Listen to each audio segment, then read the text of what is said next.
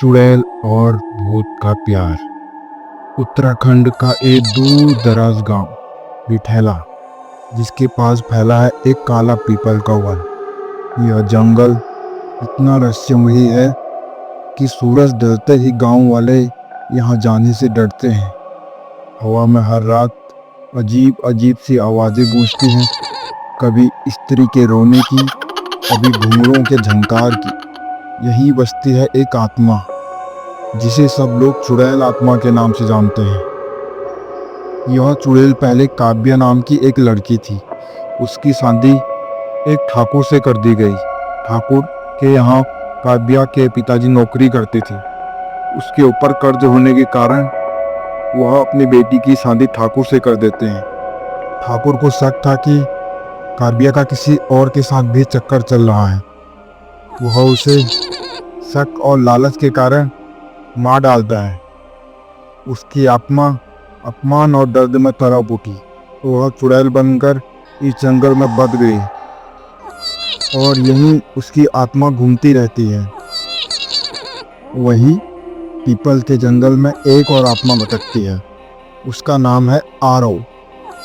वह गांव का एक साहसी नौजवान था। दो से संघर्ष करते हुए उसे धोखा मिला और वह मारा गया। लेकिन आरव की आत्मा अभी भी करुणा और न्याय की तलाश में भटक रही थी। वह बुरी आत्मा नहीं थी, उसमें अब भी दया और इंसानियत बची थी।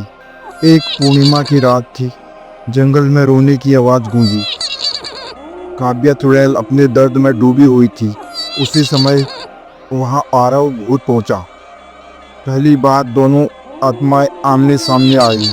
ना कोई परिचय, ना कोई बातचीत, बस एक एहसास से दोनों एक दूसरे को देखते रहे, मानो दोनों के बीच में एक संबंध हो। वह दोनों एक दूसरे से नजर मिलाए हुए थे। समय बीतने लगा। कई रातों तक दोनों आत्माएं आसपास में ही मंडराती रही।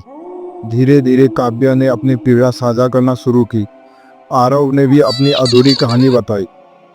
दोनों ने पहली बार महसूस किया कि वे अकेले नहीं हैं। जंगल की सरसराहट, हवा की गुनगुनाहट और चांद की चांदनी रोशनी अब उनके मिलन के साक्षी बने। डर के बीच एक नया प्यार का रिश्ता जन्म लेने लगा। गांव वालों ने ध्यान दिया, अब जंगल की आवाज़ें बदलने लगी हैं।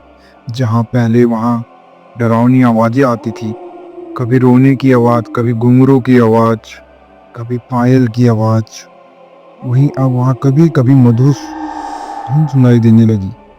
लोग घबरा गए। गांव के लोग बोले, यह कोई साधारण आत्माओं का काम तो नहीं है। जरूर जंगल में कुछ ना कुछ नया हो रहा है। कुछ आत्माएं इकट्ठी हो रही हैं।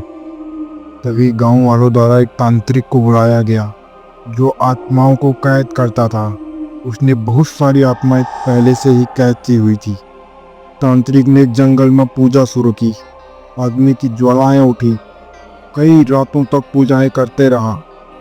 पूजा करते करते 1 साल बीत गया। मंत्रों की शक्ति से अग्नि चक्र बना और उसमें फंस गई काव्या चुड़ैल।